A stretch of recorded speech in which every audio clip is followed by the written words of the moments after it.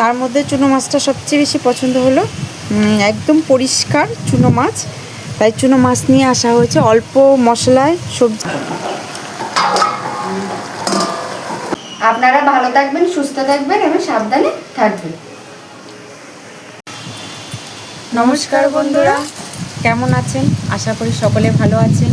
কনিজবা রান্নাবান্না আপনাদের সকলকে আবারও স্বাগত। আজ সকালে গঙ্গায় যাওয়া হয়েছিল, ওখানে জেলেদের দেখেছি অনেক ভ্যারাইটিস মাছ উঠেছে। তার মধ্যে চুনো মাছটা সবচেয়ে বেশি পছন্দ হলো। একদম পরিষ্কার চুনো মাছ, তাই চুনো মাছ নিয়ে আসা হয়েছে অল্প মশলায় সবজিতে চুনো মাছ রান্না করে আজকে দেখাবো। এখন ছাদে এসেছি, ছাদের টব থেকে ধনেপাতা তোলা হবে, ধনেপাতাটা তুলে নিই।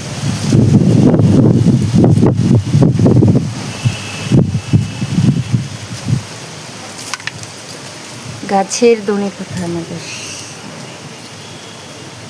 কত বড় হয়েছে। আমাদের টবে লাগানো ধনেপাতা, সেই ধনেপাতা দিয়েই আমরা এই মাছটা রান্না করব। আপনারা সাথে থাকুন, দেখুন কি কি লাগে ধনেপাতা সে ছোটো মাছ রান্না। আমাদের যে চুনো মাছটা করবো ওটার জন্য নিয়েছি আলু, সিম, বেগুন আর হচ্ছে লঙ্কা। এগুলো আমি কেটে নেব। বেগুনটা কাটলাম,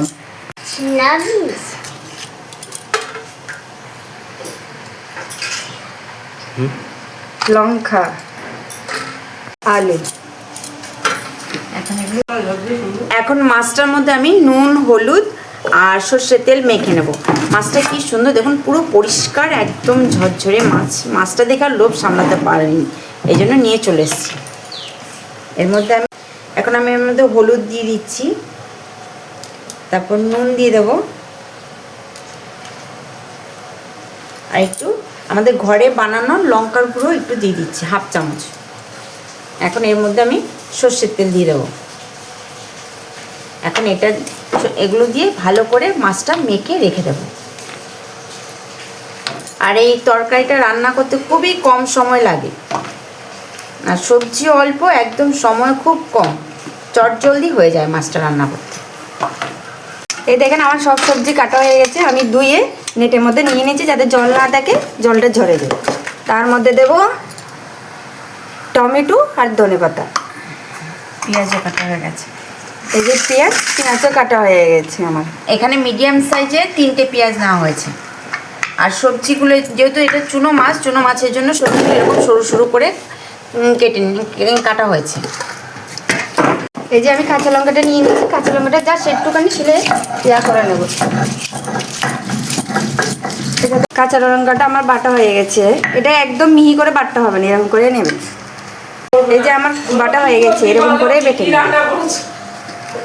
এখন আমি মাছের মধ্যে একটু পাতিলেবুর রস দিয়ে দেবো, যাতে মাছটানি গন্ধটা ছেড়ে দেয়।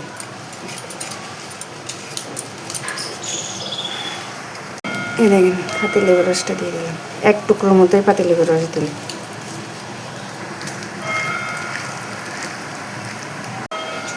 এখন আমি সর্ষের তেল দিয়ে দিচ্ছি। এখানে যেমন মাছের তেল দেওয়া ছিল, সর্ষের তেল দিয়ে মাখা ছিল, এই জন্য অল্পই সর্ষের তেল দিয়েছি। এখন এর মধ্যে আমি গোটা শুকনো লঙ্কা দিয়ে দেবো ফোড়নে।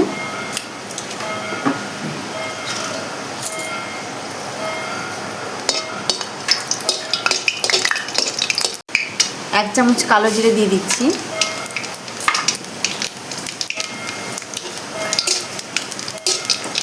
এর মধ্যে এখন 1/2 পেঁয়াজ দিয়ে দেবো আর 1/2 রেখে দিচ্ছি, এটা সবজির সাথে দেবো।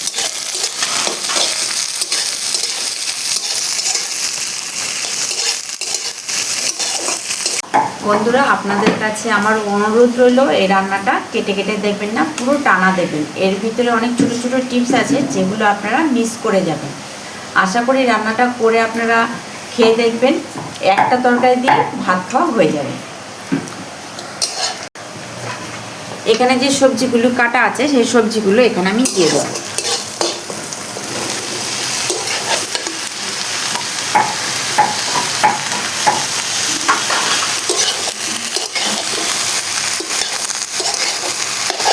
কনিজবা, তুমি তো পছন্দ করো চুনো মাছ, সে গঙ্গায় গেলাম না সকালে, তখন এই চুনো মাছ পেয়েছি, এরকম তোমার জন্য নিয়ে এসেছি। হ্যাঁ, মন দিয়ে রান্না করো যাতে ভাত দুটো বেশি খেতে পারি আজকে। বুঝছো? ভালো করে রান্না করো। শেষ করতে হবে এখন নাকি পরে? এখন তো কাঁচা আছে, ও, তাহলে তো কাপগুলো কাঁচা রেখে দিয়েছি। সবজিটা কষানো হয়ে এসছে, এখন এভাবে নুন দিয়ে দিচ্ছি। আমি 1.5 চামচ মতো নুন দিয়েছি। এখন হলুদ দেব, কি গো, গ্যাস জ্বালাবো? আর 1 চামচ লঙ্কার গুঁড়ো, আর এই চিনি 2 চামচ চিনি দিয়েছি। আর এই কাঁচা লঙ্কাটা বাটা ছিল, সেই কাঁচা লঙ্কা বাটাটা দিই। আর ঝাল আর নুনটা আপনাদের স্বাদ অনুযায়ী দেবেন। কেউ ঝাল কম খায়, কেউ বেশি খায়, সেই হিসেবে আপনাদের স্বাদ অনুযায়ী আপনারা ঝালটা দেবেন।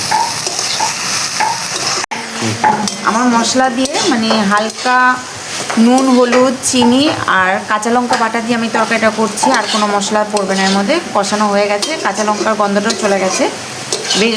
সবজিটা বেশি মজানো যাবে না, হয়ে গেছে। এখন আমি এর মধ্যে অল্প জল দিয়ে দেবো। ওমা এটা কমিয়ে দাও, ফুলে যাবে না হলে রুটিগুলো সব। আগে কমিয়ে দাও, ওটা পাতলা তো গাড়ি বাবা ছুটে সাইজে একটা টমেটো আমি কেটে নেব। করে টমেটো কেটে নেওয়া হয়েছে, কেটে রেখে দিচ্ছি। এখন এই যে এখানে মাছ দিয়ে দিচ্ছি, তরকারিটা হয়ে এসছে। এই যে মাছ এখানে দিয়ে দিচ্ছি। এখন এটা আমি নেড়ে দেবো সবজির সাথে। সবজির সাথে এটা আমি পুরোটা মিশিয়ে দিলাম। এখানে 350 গ্রাম মাছ আছে, তো এই জন্য মাছগুলি সব দিয়ে দেওয়া হয়েছে, বিছিয়ে দেওয়া হয়েছে। এখন আমি টমেটোগুলো দিয়ে দেবো একে একে।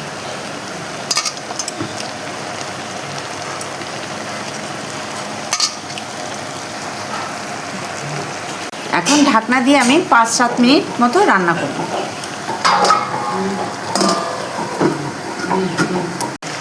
এখন কাঁচা লঙ্কার চেরা আমি এখানে 4-5টা কাঁচা লঙ্কা নিয়ে নিয়েছি চেরে, ওটা এখন দিয়ে দেবো। পাতাটা তুলে এনেছি, সেই ধনে পাতাটা কুচিয়ে দিয়ে দিচ্ছি।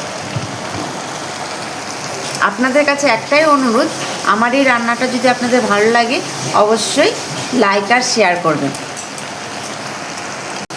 এখানে অল্প কাঁচা সর্ষের তেল দিয়ে দেবো।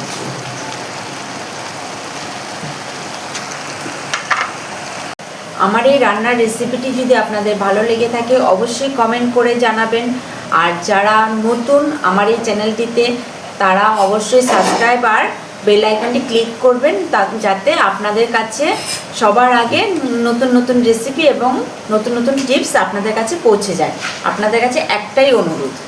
কেমন হয়েছে? দুর্দান্ত, দুর্দান্ত। আমাকে আর অন্য কিছু দেবে না, আমি এই দিয়ে ভাত খাবো। আজকের এই ব্লগটি এখানেই শেষ করলাম। আগামীকাল আবার নতুন রেসিপি নিয়ে আমরা হাজির হব। আপনারা ভালো থাকবেন, সুস্থ থাকবেন এবং সাবধানে থাকবেন।